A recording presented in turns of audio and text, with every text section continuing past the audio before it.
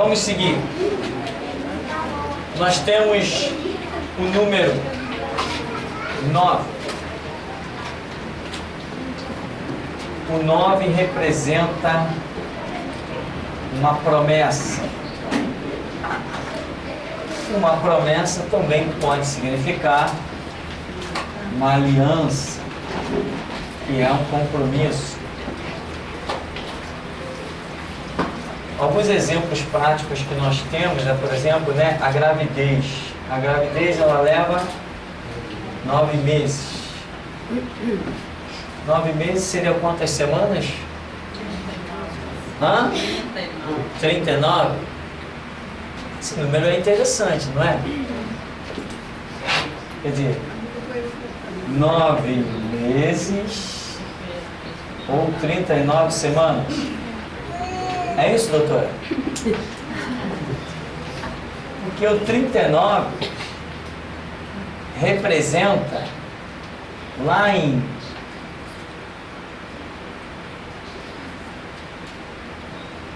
quantos livros compõem o Antigo Testamento?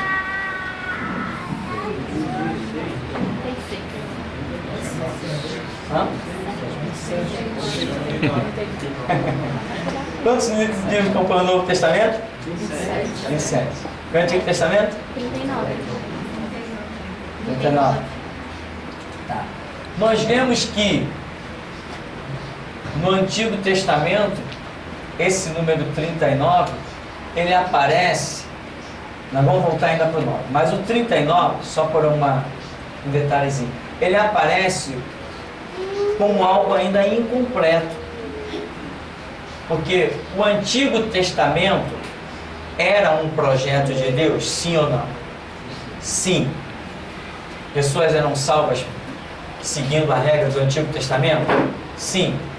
Salmo 119, verso 105, lâmpada para os meus pés, luz para o meu caminho, a tua palavra, está lá no Antigo Testamento.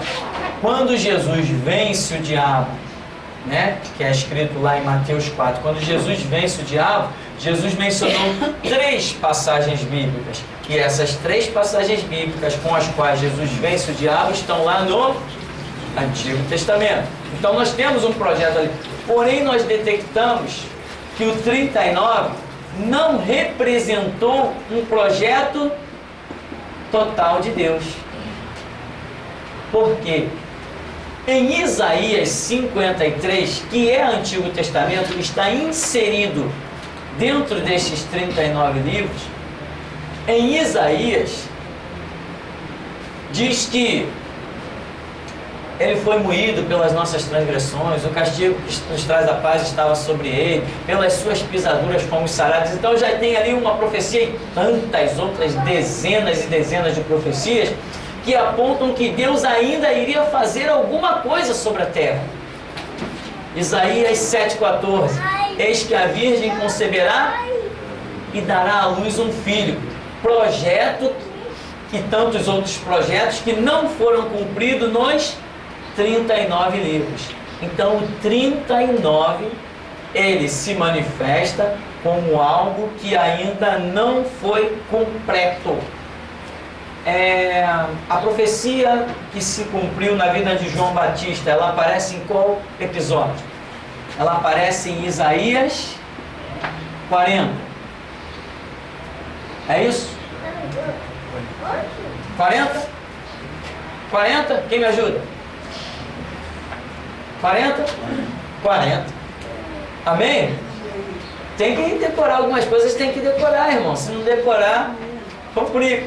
Então, em Isaías 40, aparece voz do que clama no deserto. E vemos esse cumprimento sobre João Batista. Então, o 39, porque Isaías é um livro que tem 66 capítulos, tipificando todo o conteúdo da Escritura, que é de 66 livros. Até o 39º capítulo de Isaías, nós estamos praticamente falando de Antigo Testamento e povo judeu. Mas quando nós entramos a partir do capítulo 40 de Isaías, há um desfecho, há uma avalanche de profecias a respeito da pessoa e do ministério do Senhor Jesus.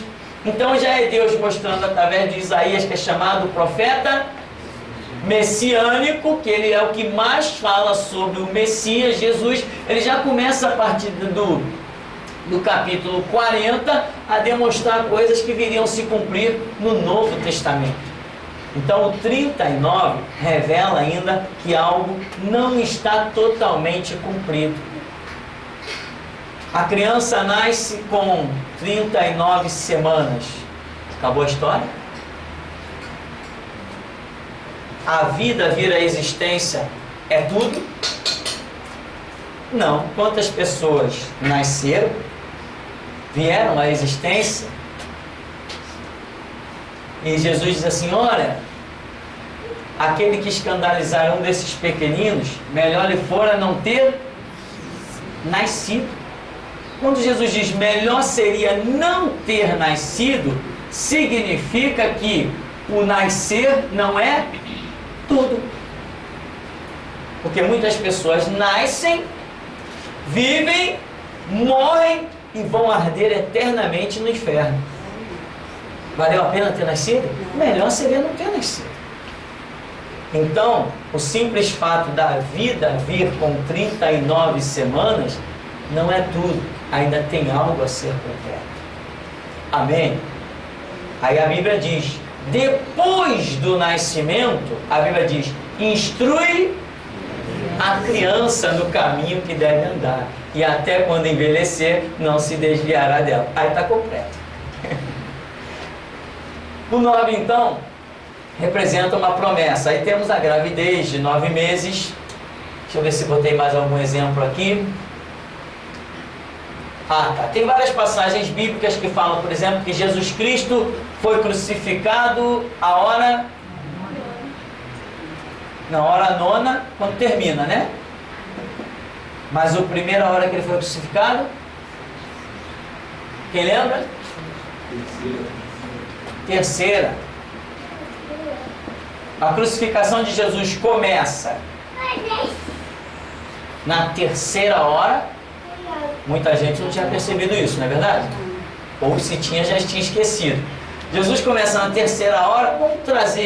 Vamos pular as fronteiras do Pacífico, vamos dizer. Então seria 9 da manhã, né? Achamos o 9 de novo aqui. 9 da manhã, foi por acaso. 9 da manhã, Jesus foi pregado na cruz. Porque para os judeus a primeira hora é 6 da manhã. Então, terceira hora do dia, 9 da manhã para a gente. Aí, Jesus Cristo foi até a hora 9, quando ele expirou, quando ele morreu. Hora 9 seria 3 da tarde? Coincidência, né? 3 da tarde ou 15 horas. Caramba, tá complicando, é melhor ficar por aqui. Melhor ficar por aqui, senão você vai longe. Eu não vou sair do treino, não vou sair disso aqui não. O que acontece? Da terceira hora para a 9ª hora, 9 menos 3. Parabéns, vocês estão bons de matemática. Tem que ser bom de Bíblia.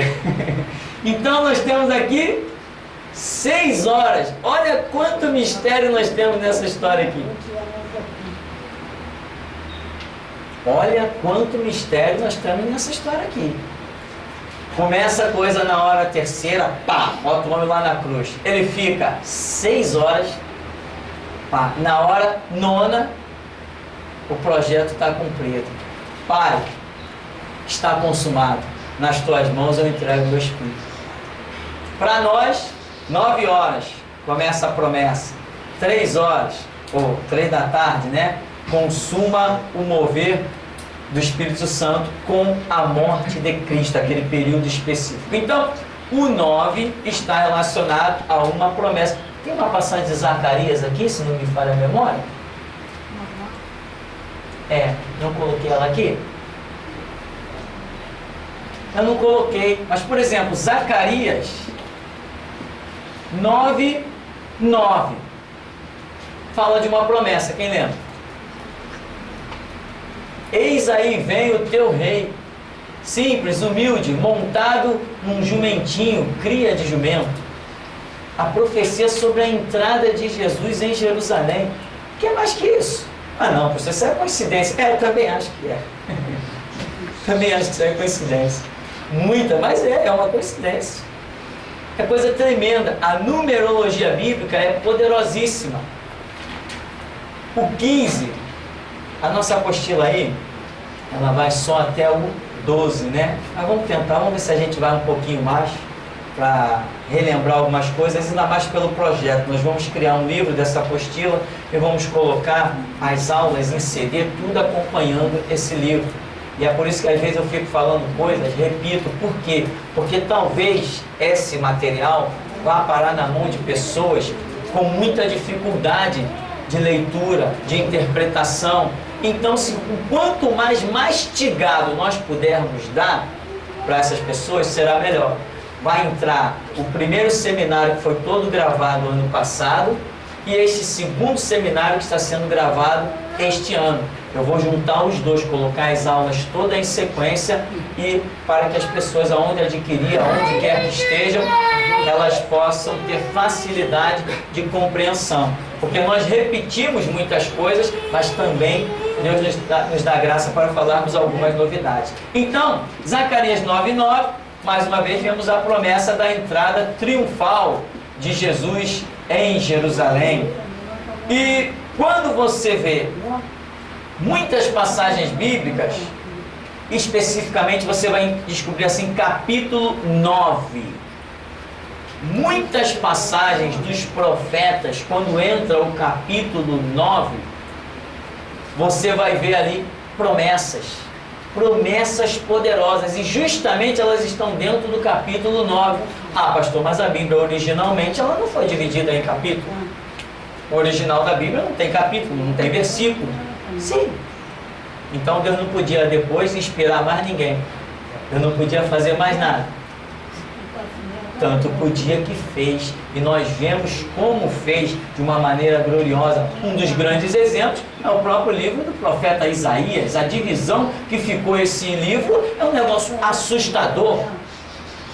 A divisão do livro do profeta Isaías é um negócio assustador, irmão.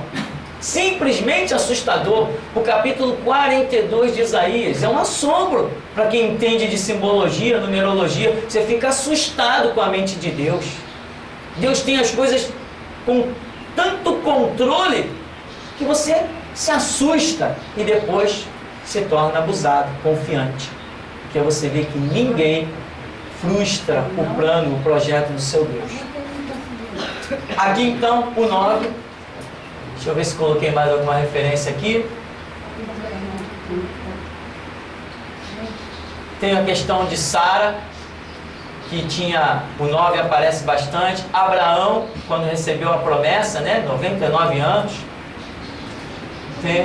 Enfim, mais alguém tem alguma passagem bíblica em memória aí? Isaías 9? Ah, sim, Isaías 9, né? A promessa, não é isso? A promessa do Messias, é lá que diz o quê?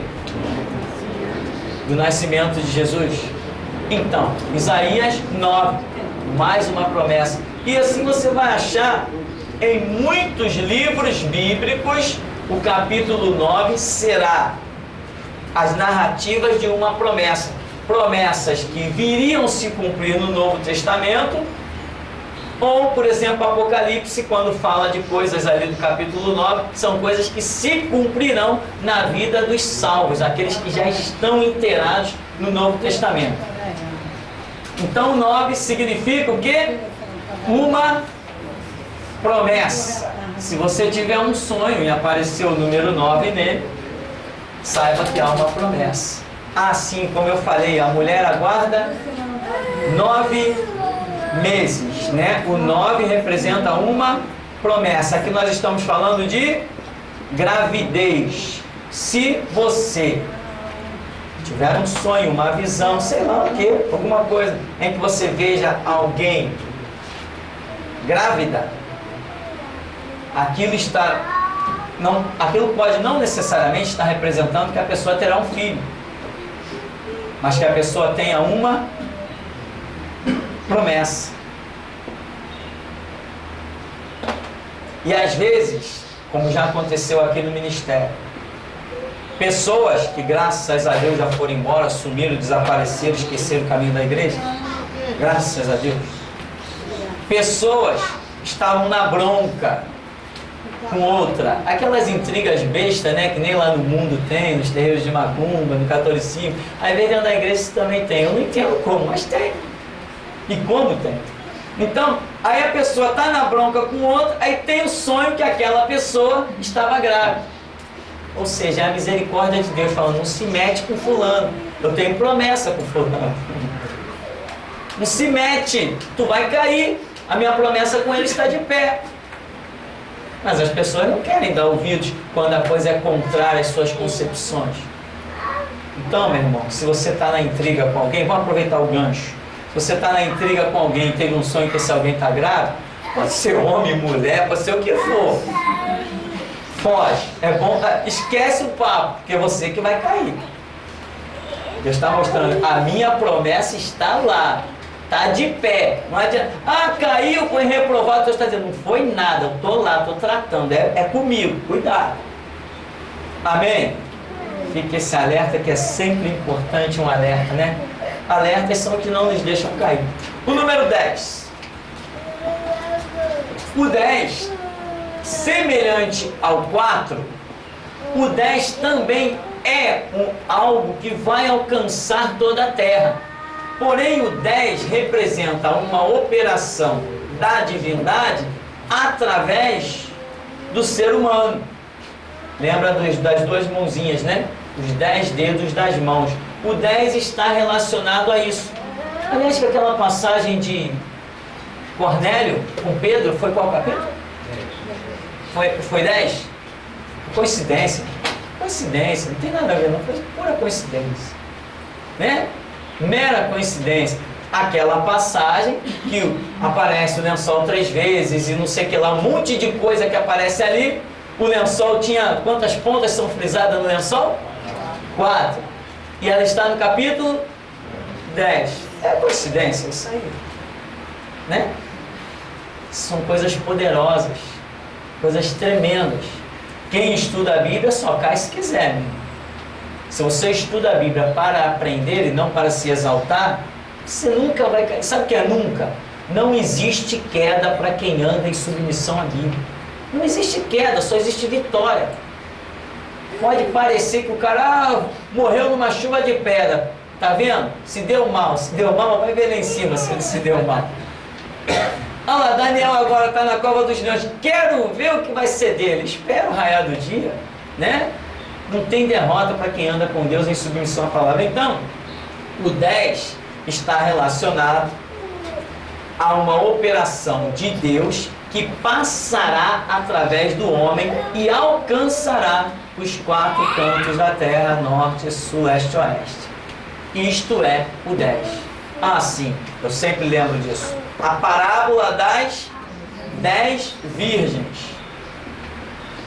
Eu imaginava que deveria ser a parábola das 12 virgens, porque o 12 é um número que demonstra que Deus agiu de forma mais direta, é chamado plenitude, do que o 10. Por exemplo, eu vou imaginar, vou desenhar aqui para você, de desenho eu sou bom. O que é o 10? Eu tenho um copo cheio. Isso aqui é água, tá, irmão? Não parece não, mas aqui dentro está cheio, tá? Eu tenho um copo cheio. Isso aqui é o 10. Mas quando eu digo assim, quimicamente falando, esse copo está plenamente cheio. Quando eu uso a palavra pleno, é quando você olha, você vê que já olhou para um copo bem cheinho, que a água está acima daquele nível das bordas? Ali o copo está plenamente cheio. É o que dizem os químicos. Não sou eu que digo, são eles. Eu não sou químico. Então, copo cheio, copo plenamente cheio. Parábola das 10 virgens, mas o 12 é acima, sim, mas só que o 12 é uma operação direta da divindade. E o 10 é uma operação da divindade utilizando a instrumentalidade do homem. Então, Deus representa sobre o 10. O 10 significa a totalidade. É aquilo que Deus, no máximo, pode realizando a instrumentalidade humana. Elias ressuscitou mortos, Eliseu ressuscitou mortos, que mais? Paralítico andou, e sei lá o que mais, tá, é o 10. Quando Deus está operando através do homem, aquilo ali está representado no 10, né? A pregação do Evangelho, por exemplo, parábola das 10 virgens, e virgens significam a igreja. Então, nesse 10 aqui, Deus está representando todas as igrejas, todo o mover que Ele possa trazer através da vida, da instrumentalidade humana, é representado pelo 10. Não tem como fugir, é isso aí. Ali diz, representa a totalidade, sendo uma operação concluída pelas mãos humanas. Lembrar dos dedos, também abrange toda a terra. Então, o 10 representa a totalidade. Uma operação divina através de seres humanos. Vamos voltar agora, de novo, naquele númerozinho danado, chamado 11. O 11 representa uma submissão involuntária, ou seja, quando Deus obriga que alguém esteja sujeito a uma situação. Por exemplo, nós vemos o 11 aparecer abundantemente quando Jeremias, no ministério de Jeremias, nós vemos o 11 abundantemente aparecer, mostrando que a nação judaica teria que se submeter ao Império Babilônico, a Nabucodonosor. Ali aparece demais o 11. No 11º dia do reinado aconteceu isso. No 11º mês do reinado aconteceu aquilo. No 11º ano não sei de que aconteceu aquilo. Ou seja, o 11 vem demonstrando que Deus está obrigando. Imagina se a nação de Israel ia querer se submeter à Babilônia. Pois Deus obrigou-os a se submeter à Babilônia e falou, a obrigação está determinada. Ou se submete ou cai a espada. Acabou, não tem jeito.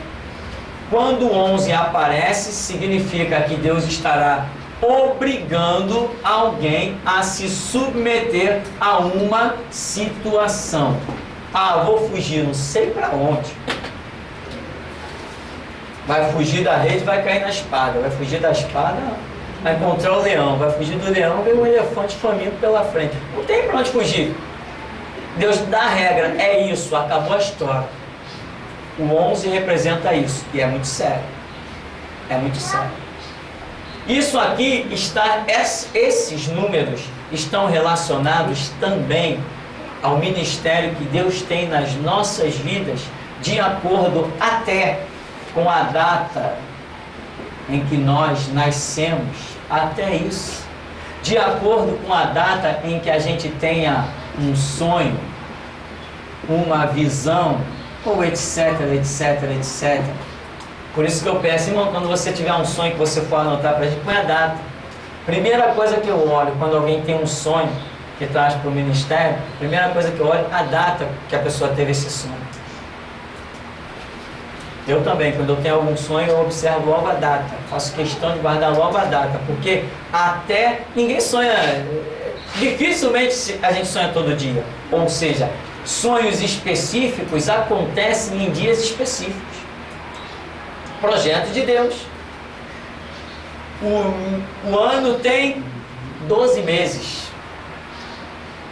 A semana tem 7 dias. Por que esses projetos todos? O homem não começou com um calendário com um ano com 12 meses. Não, os calendários já foram uma verdadeira bagunça. Depois Deus permitiu os homens estudar e descobriram que o calendário certo era composto de 12 meses. Esse era o tempo em que o Sol demorava para dar uma volta completa, um movimento chamado translação do Sol. O tempo total dele, um ano, eram esses 12 meses. Então, a partir daí, descobriu-se um monte de projetos para se fazer calendários de forma precisa. Hoje, se sabe dia, mês, hora, minuto, segundo em que um determinado cometa vai estar passando daqui a 50 anos. E é certinho, o cálculo é preciso. Por quê? Porque descobriu-se que o ano solar, ou lunar, como chama, não sei, ele tem 12 meses. Por que 12? Tudo que é assim um projeto direto de Deus, você vai achar o 12. Nós ficamos no 11, né? Submissão imposta. Temos então o 12. O 12 é aquele copo transbordante. O 12 representa a plenitude. Aí você vê Jesus constantemente multiplicando pães, peixes, essas coisas. E numa dada operação de Jesus, diz que sobejaram 12 cestos. 12 cestos. Mostrando que houve ali uma operação plena. Embora alguns dizem assim, não, são 12 cestos. Que é um para cada incredulidade dos apóstolos. Então tinha que ter 13, porque eu também nem sempre creio tanto, né? Quem quer mais um cesto aí? Quer mais um, Jorge? Claro. Nós não somos homens de tanta fé como a gente pensa que é. Nem ouse pensar.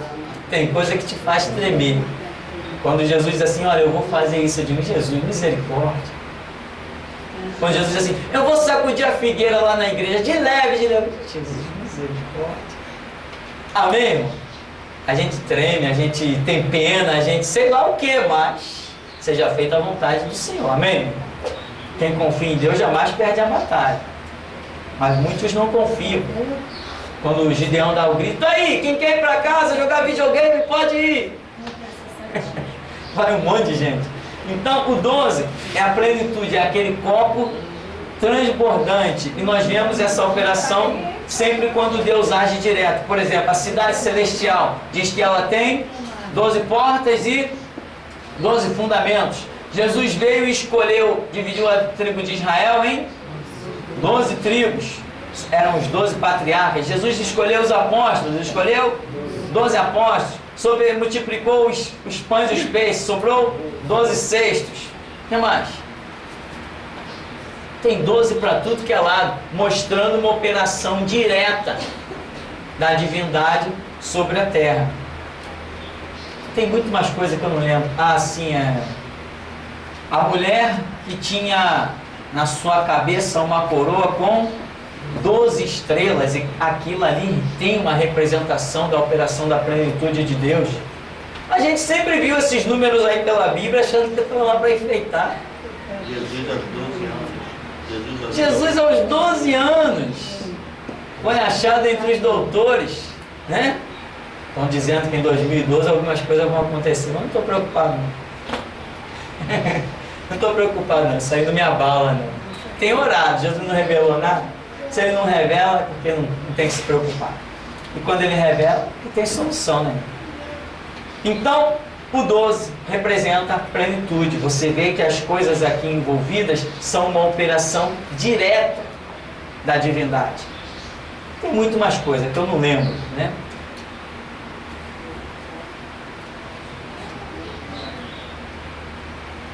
Temos ali um detalhe que eu quero lembrar para você, só uma passagem bíblica, já que está ali na apostila, eu coloquei detalhe, né? Quando o Senhor Jesus disse para Pedro, depois da pergunta de Pedro, Senhor, até quantas vezes pecará o meu irmão contra mim e eu perdoarei 7 vezes? Aí Jesus disse assim, não te digo que 7 vezes mais, que 70 vezes 7. Antes de nós não conhecermos os números na Bíblia, nós achávamos que tudo não passava de uma, como todo mundo sempre pregou. Não, Jesus está querendo dizer que nós temos que perdoar sempre. Será que Jesus está querendo mesmo dizer que temos que perdoar sempre? Jesus perdoa sempre? Se perdoasse sempre, não precisava criar inferno. Se Jesus perdoasse sempre, não precisava criar inferno. Então significa que as oportunidades de perdão têm limite. Lembra o que foi dito lá para uma daquelas igrejas em Apocalipse? Tenho contra ti, anjo da igreja, que toleras Jezabel. Ou seja, não é para perdoar mais, não é para ficar de benevolência, tu está tolerando. Eu não quero mais que tolere, já é limite. Então não tem esse papo de perdoar sempre. Isso é mentira. O Evangelho não é uma obra de Deus para perdoar sempre. É uma obra de Deus para perdoar e dar oportunidade. Lembra daquela mulher? Ninguém te condenou? Ah, não, eu também não te condeno. Vai, não peques mais. Não diz, vai, pode pecar, quando tu pecar, tu vem aqui que eu te perdoo de novo. Vai e não peques mais. Então, ele falou, como o Pai me enviou, eu vos envio a vós. Então, Jesus não perdoa a vida inteira. Essa não é a realidade. Esse jogo de números que Jesus diz aqui, 70 vezes 7, que seria 490, nós vimos, né? Ele está aqui no contexto de perdão, que seria aquilo que redundantemente já temos falado.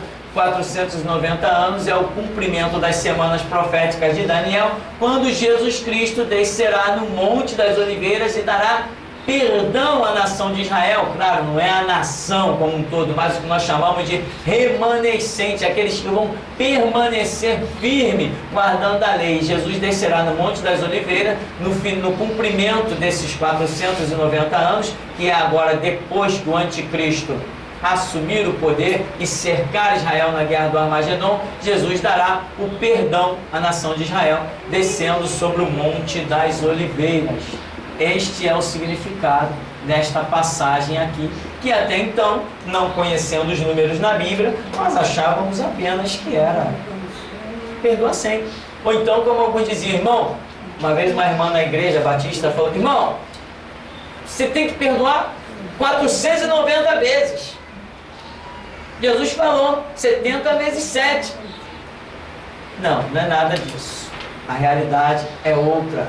Aqui está falando de uma profecia, né? 490 anos proféticos. Nós sabemos que isso aí vai se cumprir no final do reinado do anticristo, com a guerra do Armagedon. Só esse detalhe. Eu quero então falar, acho que ali na apostila não tem mais, né? Não, números não tem. Então nós temos o número 13, eu vou dar só uma pincelada. O 13 significa libertação. Coincidentemente, né, houve em 13 de maio de 1888, não foi isso? Quanto 8 tem aí, né? Um novo marco. Então, 13 de maio houve a libertação dos escravos, né? A tal da Lei Áurea. Quem assinou a Lei Áurea? Não fui eu, né? Quem assinou a Lei Áurea? Quem? Tem certeza? Tá gravado, irmão. Vocês estão dizendo. Bom, a Lei Áurea é assinada pela princesa Isabel a 13 de maio, porque o 13 está relacionado na Bíblia com libertação. Lembra que 13 parece do mês de Adar? É isso? Lá no livro de Esther? 13 de Adar foi o dia que aquele homem, como chama ele? Amã, não é isso? Que odiava Mardoqueu, não é isso? Amã marcou como 13 de Adar para exterminar os judeus. Quer dizer, Deus está brincando com ele. A forca que ele tinha construído, Deus deixou de construir para ele próprio. Deus está brincando com ele, porque 13 não era, e ele jogou lá os seus búzios, né? 13 não é dia de extermínio. 13 é libertação. E aí ele diz, então vamos exterminar os judeus no dia 13 de Adar. Chegou o dia 13, exterminou alguma coisa? Foi exterminado. Foi exterminado. Porque o 13 representa libertação. Ah, sim. O livro de Juízes, aquele ciclo vicioso, né? Diz que o povo estava em rebelião, daqui a pouco o povo se humilhava, Deus levantava um libertador. Aí daqui a pouco o povo caía de novo, ia cativo, era oprimido, Deus levantava um libertador. Nessa brincadeira lá, o livro de Juízes, quantos libertadores foram levantados? Coincidentemente, 13 libertadores. Coincidência, irmão, isso é coincidência. Só coincidência. Então, 13 significa libertação. 14 significa restauração, né? 14 significa restauração. Esse é o nosso número. Como Deus já tem mostrado coisa nesse ministério com 14. Começou quando nós, uma vez, fomos pregar, depois da obra, estávamos realizando uma obra aqui. As minhas mãos, eu não conseguia nem tocar o violão, de tanto virar concreto. Era uma coisa terrível, as mãos estavam duras. E eu disse, Jesus, misericórdia, tem que pregar. Saía daqui, tomava um banho, abria a Bíblia e Deus nunca deixou de nos dar a sua misericórdia. E nesse dia, uma pregação que eu chamo Restauração é para Valente, parece que é esse número, né? O nome da mensagem, Restauração é para Valente. E abrimos a Bíblia ali, começamos a pregar. Na hora que começou a entrar umas coisas na cabeça, eu falei, Jesus, misericórdia, eu vou falar isso? Suei frio, faltou coragem, também eu não tinha outra coisa para falar. Deus é tremendo, meu irmão. Ou tu fala isso ou já era. Foi o que eu vi na hora, né? Depois, examinando, então, eu falei, caramba, eu só tinha aquilo para falar, não existia mais nada na minha cabeça. Houve um vazio dentro da minha memória, e soou aquelas palavras. Ou eu falava aquilo, ou não tinha mais nada para falar. A minha boca travava. Ou eu falava aquilo, ou eu ia ficar calado diante do povo. Deus não ia me dar mais nada para falar.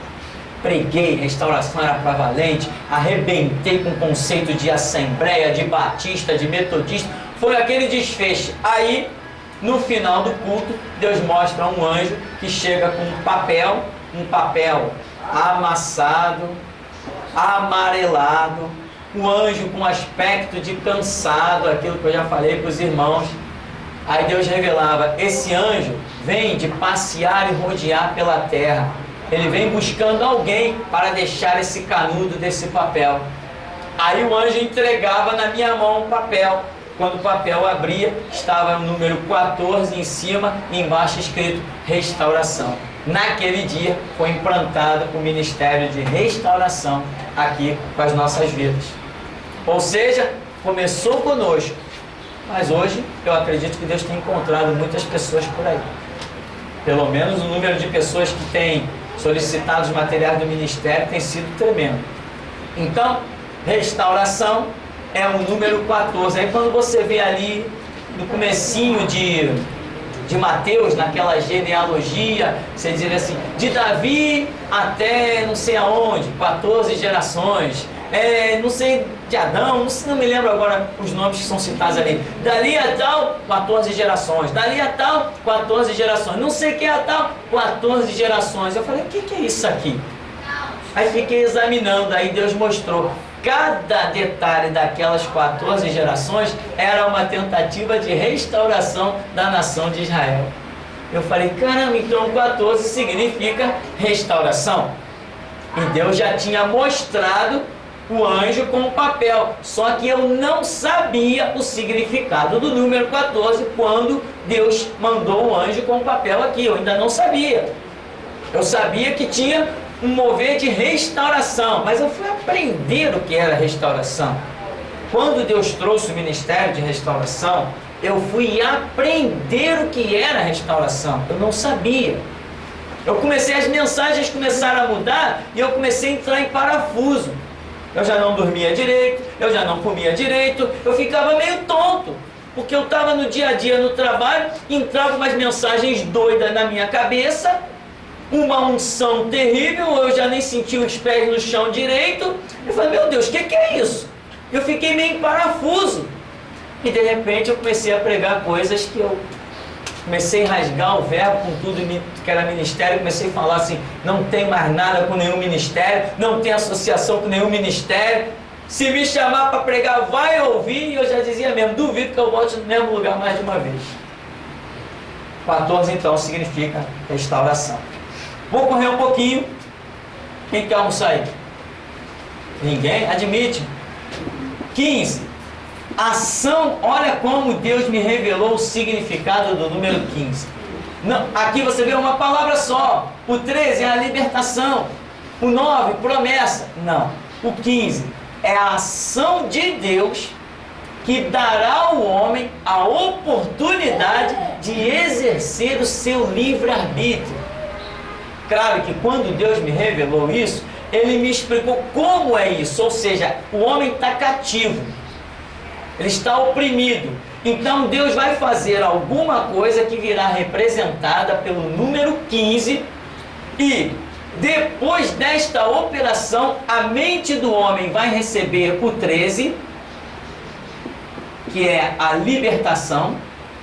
Com a libertação, ele poderá tomar uma decisão.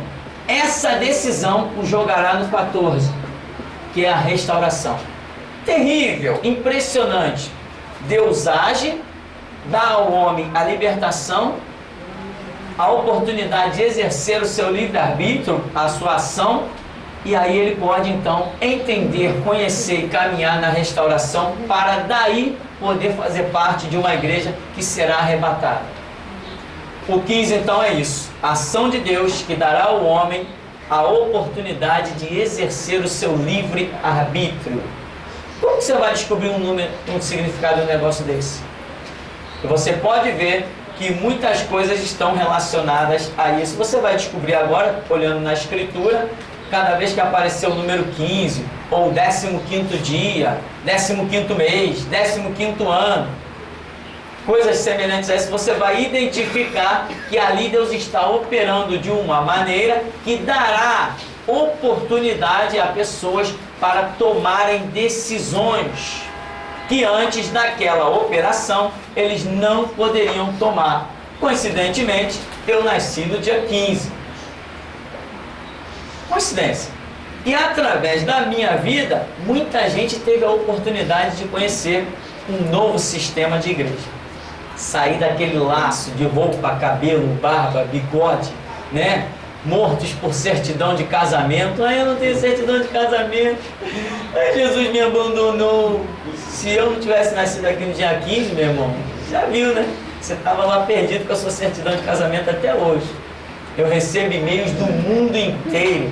Pastor, eu vi aquele estudo, eu fui liberta. Amém, vai em frente, né? Então, o 16.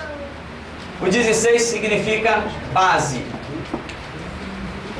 16 significa base. Eu tenho alguns sonhos que algumas pessoas tiveram aí com relação ao número 16. 16 significa uma base. Você vê ali na confecção do tabernáculo, quando Moisés vai levantar o tabernáculo, Deus separa 4 bases de 4. 4 bases de 4. Quer dizer, o número 16 não aparece diretamente, mas você detecta que naquela confecção ali, o tablado que ele monta é especificado, que Deus mandou fazer 4 bases de 4. 4 vezes 4, 16. E tantas outras passagens você vai identificar isso. Então, o 17. O 17 representa uma ação, né? Aqui você vê o 17, você tem um 1, que é o absoluto, somado com a perfeição, que é atribuída exclusivamente a Deus. O 17 é uma operação que somente Deus pode realizar. Somente Deus diretamente, nenhum ser humano, nem orando, nem clamando, nem se dilacerando. É uma ação toda planejada por Deus, dentro de situações que o homem nunca, jamais poderia alcançar. E hoje nós temos como grande representação do 17 para nós, é a operação que Deus tem realizado na mente das pessoas que chegam no ministério. Muita gente já veio de 5, 10, 15 anos de outras igrejas e já disseram para mim: pastor, me converti aqui. Por quê? Porque a operação dentro da mente da pessoa é tão profunda que ela diz: não, eu me converti aqui, eu vim conhecer o evangelho aqui.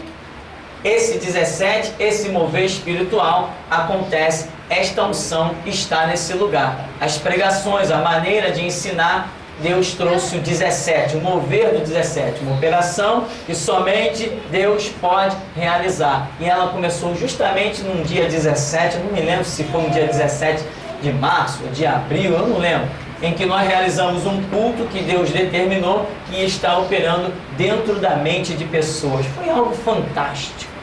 Deus chegou a ponto de mostrar pessoas com um grilhão, né, daquelas algemas presas na fronte, e aquilo cheio de espinho. E enquanto pregávamos, enquanto orávamos, o anjo ia lá e arrancava os espinhos da mente da pessoa e ainda revelava, né? Esses espinhos foram cravados dentro de igreja por palavras que saíram de púlpito. Terrível. A igreja, que deveria ser uma fonte de salvação, virou uma fonte de desgraça. Bom, o 18 é uma ação de Deus que dará sobre a humanidade um novo marco. É o absoluto com o novo marco, ou seja, uma ação gerada na soberania de Deus, com exclusividade nos projetos de Deus, coisa que nós não entendemos, não alcançamos. Precisamos, aí entra a nossa submissão de fazer aquilo que Deus manda, mesmo quando nós não compreendemos. Isso faz parte do Evangelho, você obedecer a Deus, mesmo quando você não compreende. O exemplo disso é o pai da fé, Abraão. Será que Abraão entendeu? Como é que é, Deus? Tu quer que eu mate meu filho? Por quê? Não estou entendendo. Ou será que... Não, eu já entendi tudo, Senhor, deixa comigo. Mas de jeito nenhum, né? Mas Abraão, por que foi chamado amigo de Deus? Por que foi chamado pai da fé? Porque ele fez algo que, de princípio, não entendeu nada, mas sabia quem tinha falado com ele, sabia quem é que tinha dado ordem. Então ele se submeteu. Vou matar, Deus mandou, vou matar. Depois o autor de Hebreus diz que ele achou que Deus poderia até depois dos mortos ressuscitar o seu filho, mas isso quem diz é o autor de Hebreus. Lá no cenário, Abraão não disse nada. Então o 18 é uma ação de Deus que trará um novo marco sobre a terra, mas é uma ação muito especial, tá? Ou seja, um mover muito direto, essa é a palavra mais correta, direto. Um mover muito direto dos projetos de Deus, em que Ele fará. Não tem, Ele fará e acabou a história, é algo que Ele fará. Eu compreenda ou não. O 19 também é uma ação de Deus direta, que faz uma promessa a alguém e vai cumprir. É semelhante ao 18, só que aqui está no campo da promessa feita ao homem. Deus diz assim, ó, eu tenho uma obra na tua vida. Você vai morrer com 500 anos e antes de completar 500 anos você é imortal. Não tem vírus, não tem bala perdida, não tem traficante, não tem delegado, não tem vagabundo. Ninguém pede. Eu estou te fazendo uma promessa. Acabou a história. É o 19. Esse é o 19. Quando Deus resolve dizer assim, eu vou fazer na tua vida. Se eu não entendo, eu vou fazer. Esse é o 19. Quando Deus te faz uma promessa em que ninguém, de forma alguma, jamais poderá obstruir, interromper esse projeto que Deus tem na sua vida. O 20, rapidamente para terminarmos. O 20 é quando sai uma ordem, né? Uma ordem de restauração.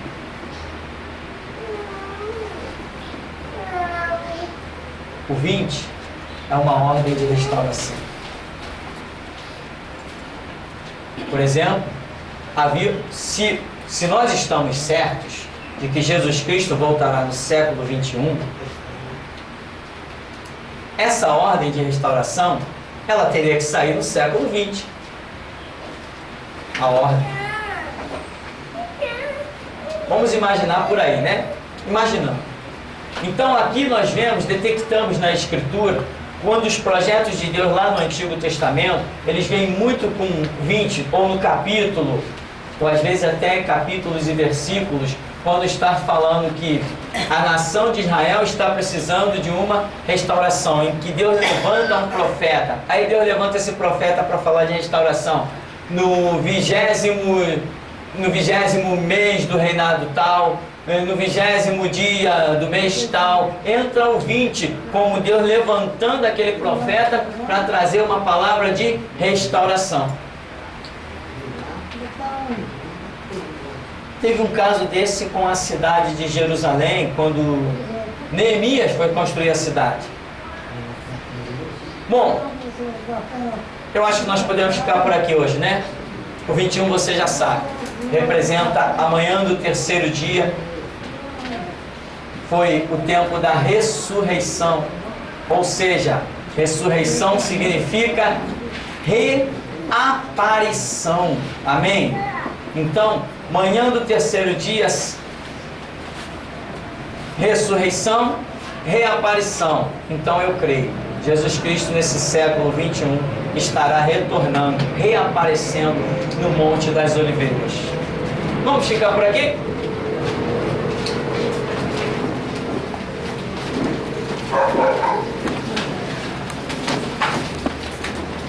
Vamos agradecer a Deus.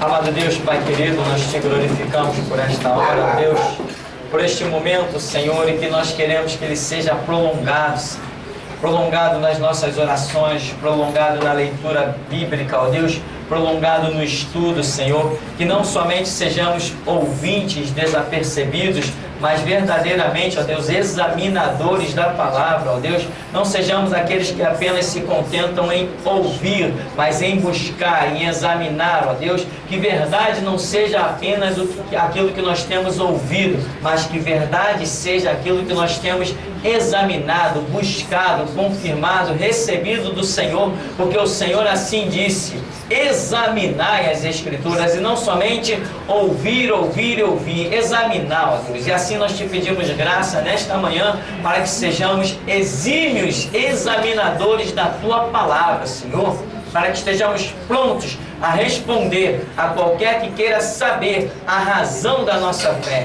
E tal conhecimento desejamos, ó Deus, que possamos afirmar que após nós, o Senhor brevemente pisará sobre esta terra para julgar as nações, ó Deus. E nós, ó Deus, queremos estar em posição que possamos te glorificar, bendizer e exaltar. Assim, ó Deus, nos dá a tua graça e nos abençoa nesta manhã, com compreensão, com entendimento, para a honra e glória do teu santo nome. Nós oramos confiados em nome de Jesus. Amém. Amém. Vamos em paz, em nome de Jesus.